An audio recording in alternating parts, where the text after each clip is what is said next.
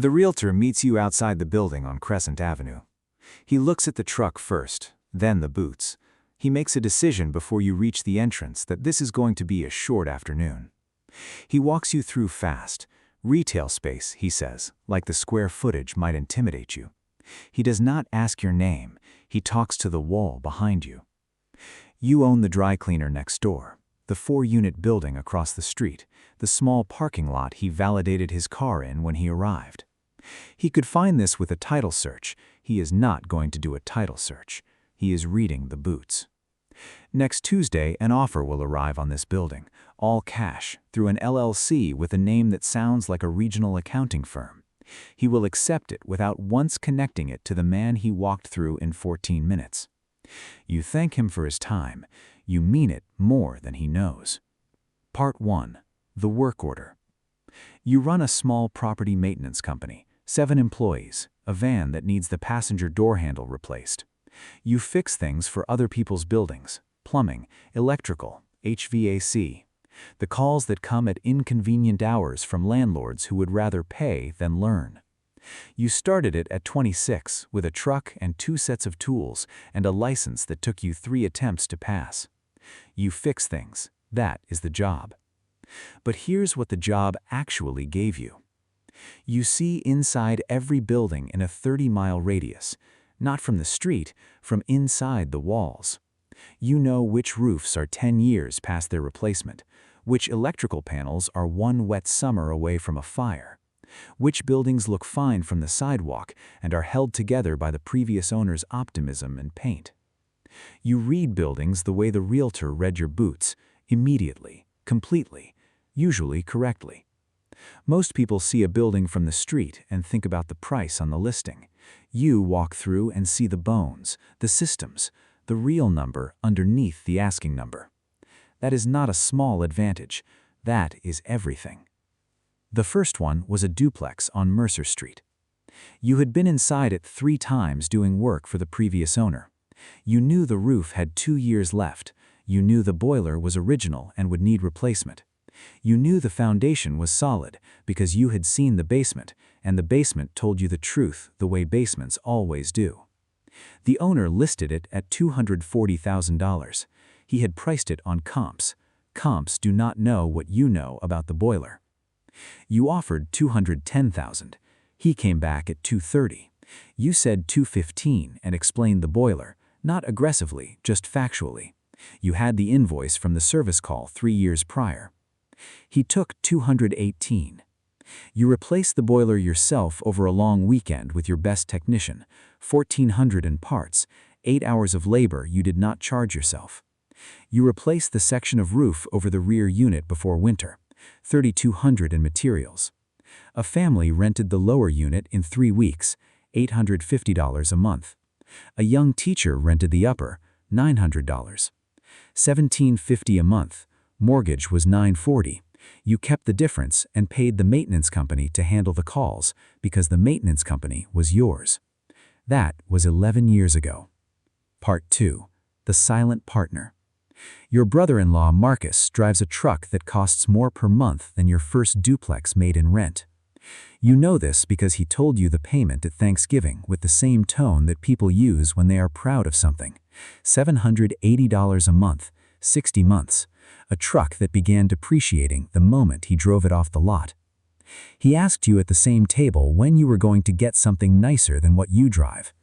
You said, yours runs fine. He laughed the way people laugh when they think they have won something. You thought about $780 a month for 60 months, $46,800 out of pocket for a vehicle losing value every day it sits in his driveway. You thought about what $46,800 does when it goes somewhere else, a down payment, an equity position, a repair on a building that then rents for $300 more per month. You passed the stuffing. There is no version of explaining this at a Thanksgiving table that costs more than it gains. So, you passed the stuffing. Part 3. The folder.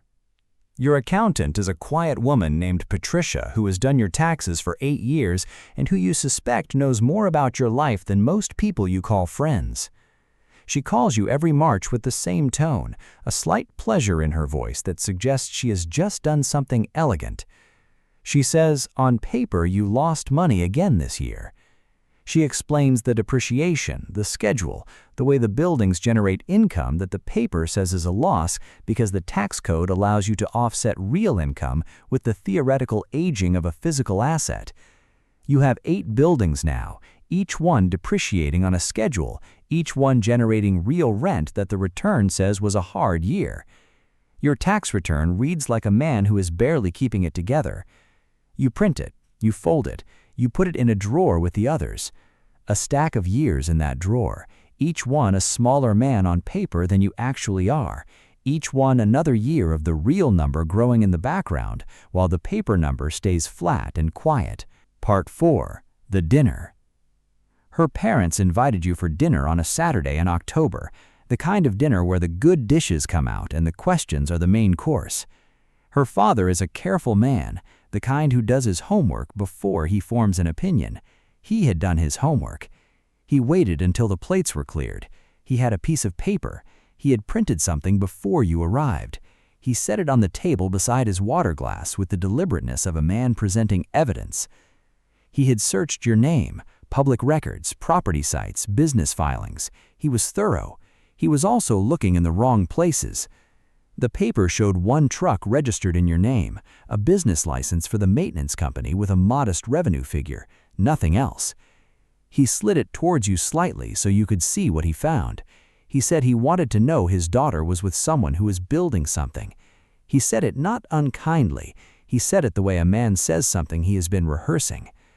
You looked at the paper, your name at the top, 1 vehicle, the business, a short list. You had closed on your 6th property 2 weeks before that dinner. Every property sat in a separate LLC. The LLCs were owned by a holding company. The holding company was registered in a state you drove through once on a road trip 12 years ago. Nothing a father with a laptop could reach carried your name. You could have turned your phone around and shown him the portfolio summary. You watched yourself decide not to. You said you understood his concern. You asked for more of whatever she had made that was in the ceramic dish. Under the table, your phone buzzed. Rent cleared on the triplex. $2,400 from a building he would swear you did not own. Part 6. The split. The relationship ended quietly in February. Not a fight, a conversation that lasted until 2 in the morning and arrived at an honest place that was also an impossible place.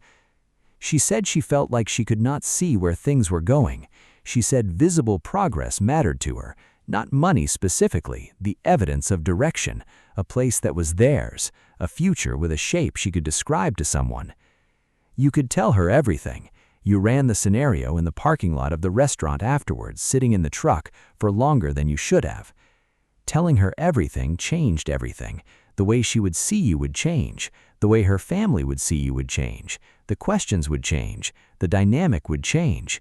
And the thing you had built in the particular quiet way you had built it would never quite be the same once it had been said out loud to someone who had not been inside it from the beginning. You drove home. The rent cleared on 3 units the following morning, the way it always did, regardless. You printed your tax return that spring. Patricia called it beautiful. You put it in the drawer on top of the others, a stack of years, each one a man having a quiet, hard time on paper. You almost called her, not to win, just to be seen once by someone who left because she couldn't see it. You set the phone down next to the return. Both things were true at the same time. You learned to hold both. Part 5. The housewarming. Marcus bought a house. Not just a house, a statement. 4 bedrooms in a new development where the streets are named after things that no longer exist there. The kind of kitchen that appears in the background of other people's social media. He invited everyone. You went. You pulled the deed the week he closed. Almost nothing down. The loan against the appraised value was close enough to the appraised value that the equity was theoretical at best. The financed truck was in the driveway, a jet ski on a trailer in the side yard that you recognized from a conversation about a great deal he had found. You stood in his kitchen while he walked people through the rooms the way a man walks people through rooms he is proud of. The island, the appliances, the primary suite with the thing in the ceiling. A man at the island was talking about his own boat. You had processed paperwork related to the second loan on that boat earlier in the year through a client. Two men in a kitchen comparing the sizes of things the bank owns. Marcus found you by the back door. He asked how things were going, with his hand on your shoulder and his new house behind him. Getting by, he said, and answered his own question. You stood in someone else's debt, wearing your friend's name on the guest list. You could hear the math under the floor. You told him the place was beautiful. You meant the house. You did not mean the math. Part 7. The Cookout. Your cousin organized it. A folding table, a grill that had survived many moves, kids in a sprinkler doing what kids do. You brought the ice. You set it down. Nobody clocked the man who brought it as anything other than the man who brought it. Your uncle found you by the cooler. He has opinions the way some men have hobbies. He had been watching you for years and had drawn a line through the data points. Same truck for 7 years, same apartment, same small company doing maintenance work. The line said, "This one never quite figured it out." He put his hand on your shoulder, the way men do when they are about to say something they consider helpful. He said, "You ought to think about getting into real estate." He said the guys who really built something got into property. He said he knew a guy who bought a fourplex 20 years ago and never looked back. You own 11 properties. 11. Not as a person, as a structure of companies that a title search would take 2 hours to trace back to anything adjacent to your name. Your uncle looked at you, waiting for the nod of a man receiving useful information. You nodded. You said you had been thinking about it. Down the street, past the fence, 2 of the porch lights are yours. You said you were working on it. He got another drink, satisfied. You took the paper plate they gave you and sat in the folding chair that people give to men they have filed under still figuring it out. Part 9. The Appraiser. 12 years in, you decide to consolidate. Not sell, consolidate. Pull the portfolio into a single commercial lending facility. Better rates, cleaner structure, a single relationship with the bank instead of 7 relationships with 4 different banks. The bank sends an appraiser, a man named Howard, who's been doing this for 31 years and who your loan officer described as thorough with the slight apology of someone warning you about something. He was thorough. For 4 days, he sat outside each property in a plain sedan with a clipboard. He knocked on units, he talked to tenants, he asked how long they had been there and what they paid and whether things got fixed promptly. He pulled the records he was allowed to pull. He built you from the outside in the way nobody had ever been permitted to do. He sat across from you at the end of it in a conference room with a folder closed under his hand, and he looked at you for a moment before he spoke. He said he had been doing this for 31 years. He said he did not usually say anything beyond the numbers. Then he opened the folder and said the number. Every building appraised, every loan against them subtracted, a net figure that represented what you actually owned in the world, $9,400,000. You have kept this number so private for so long that hearing a man say it out loud in a room felt strange, like a private thing suddenly given a voice it was never supposed to have. He asked how nobody knew, not about the LLCs. He understood the LLCs. He was asking about something else. How a man carries $9.4 million and drives that truck in the lot outside. You told him the truck runs fine. He laughed, the laugh of a man who has met exactly one other person who ever said anything like that. He held your hand a moment longer than the handshake needed at the door. 31 years of walking through other people's buildings. He looked at you the way you look at something you could not have seen coming. Part 10. The Street.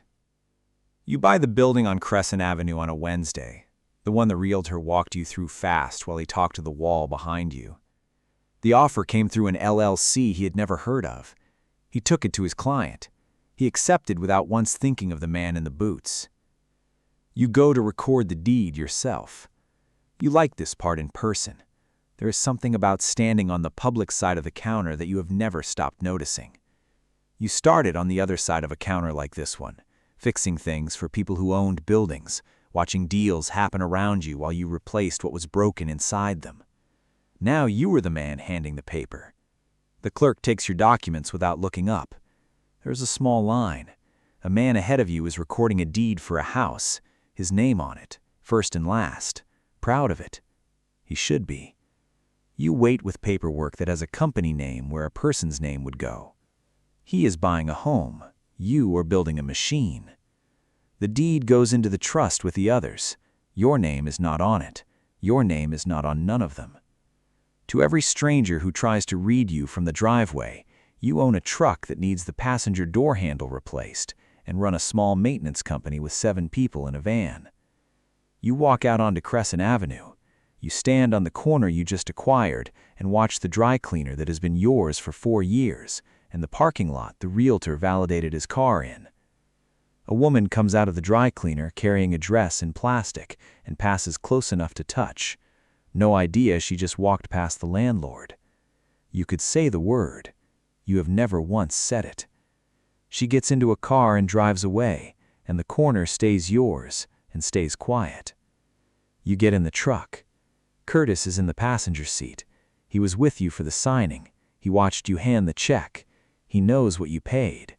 He is doing the math again, the same subtraction everyone does from the outside. It is still coming out wrong.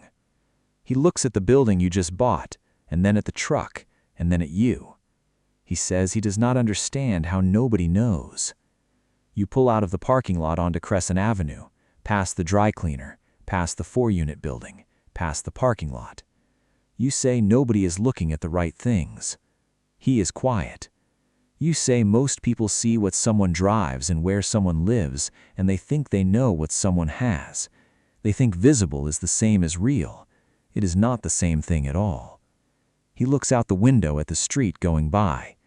You say the truck runs fine. He is quiet for a long time.